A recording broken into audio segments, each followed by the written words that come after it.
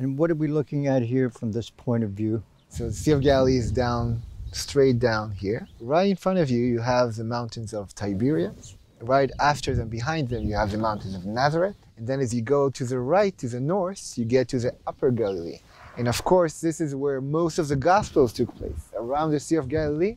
Amitai Elon owns a holiday village called Natur at the top of the Sea of Galilee on the Golan Heights. Why have you chosen to live here? If you want to live in nature, surrounded by beautiful nature and the sound of birds, you can go to the Golan, Galilee, and you can go to the Negev desert. Now this is a farm. So it's a farm, it's a space that we use for a lot of things. We're sitting right now in a geodesic dome that is a greenhouse.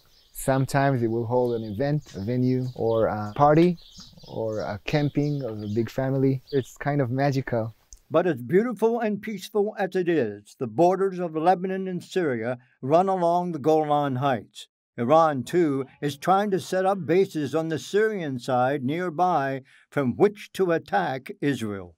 How far are you from the Syrian border? Very close. There's no threat from the other side? Except for 67 war and 73 war, this place has been the safest in the country. Have you grown more apprehensive since Iran has gained a bigger foothold near the Israeli Golan? If you look at the big picture of the history of this place, thousands of years, we had extremely ups and extremely downs, but we're here.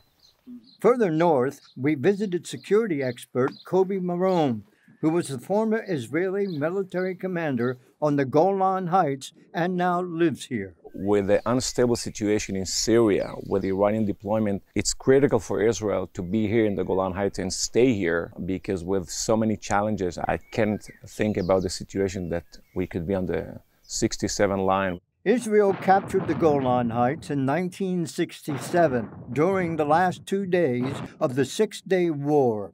The Israeli-Syrian border along the Golan is about 55 miles long. Are you under a constant threat here?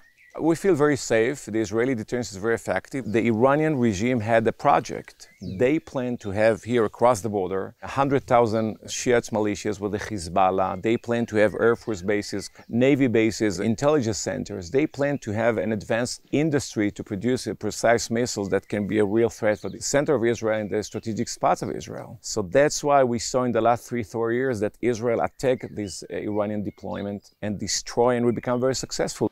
Some 50,000 people, more than half Jewish Israelis, live on the Golan Heights, but internationally it's considered occupied territory. In March 2019, however, President Trump broke with tradition and recognized the strategic heights as part of Israel.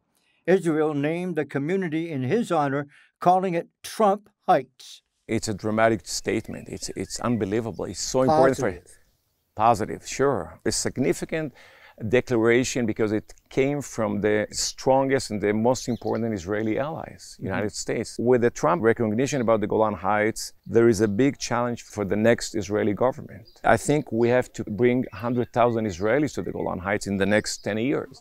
I met Eliyahu Berkowitz in Katzrin, the largest city on the Golan Heights.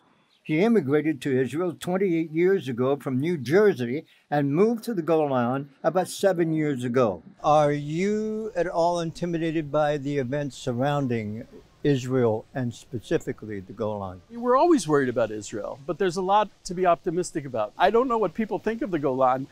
They built bomb shelters here when they first settled it, and they've never been used. Known in the Bible as Bashan, some 635,000 tourists visited the Golan Heights last year, 3/4 of them Christians, to see its stunning views, historical sites, and wineries. We've always been alone, and when I see Christians interested in Israel, that's something totally new. It gives me incredible optimism. I'm very happy about it. I think I'm helping them to be better Christians, and they're certainly helping me to be a better Jew. What way? Because I want to stay here in Israel, and they're helping that. And also, I'm not here just for me. I'm here for the whole world. The Torah was given at Mount Sinai, and we were supposed to be a light unto the nations. If you keep it to yourself, then you're breaking it.